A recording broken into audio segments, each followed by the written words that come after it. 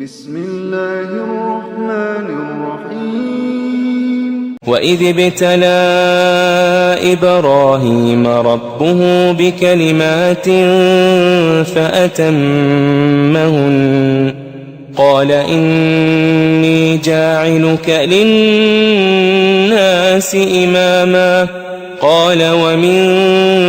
ذريتي قال لا ينال عهد الظالمين وإذ جعلنا البيت مثابة للناس وأمنا واتخذوا من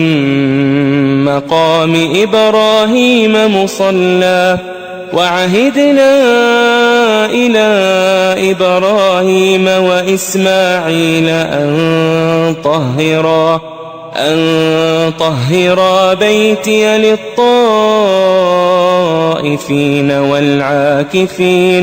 والعاكفين والركع السجود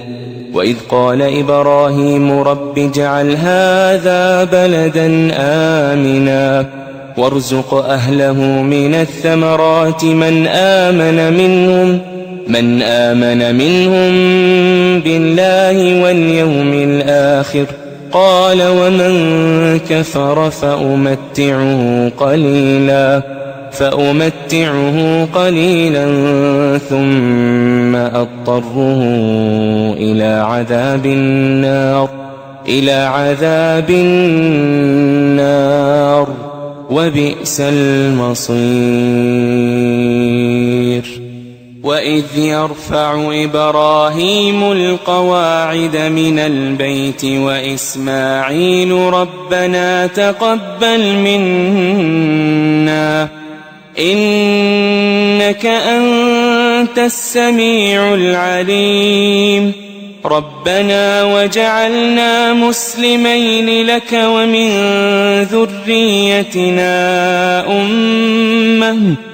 ومن ذريتنا أمة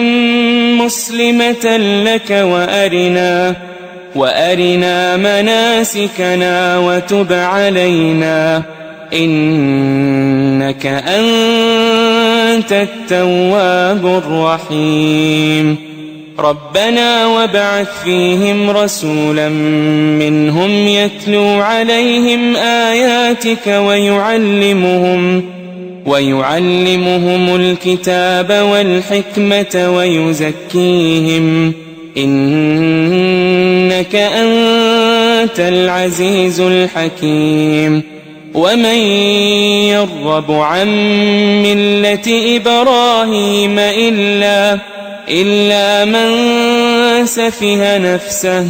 ولقد اصطفيناه في الدنيا وإنه في الآخرة لمن الصالحين إذ قال له ربه أسلم قال أسلمت لرب العالمين ووصى بها إبراهيم بنيه ويعقوب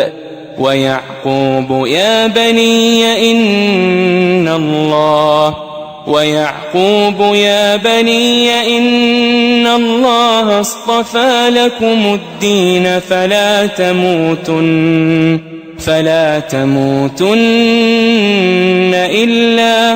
إلا وأنتم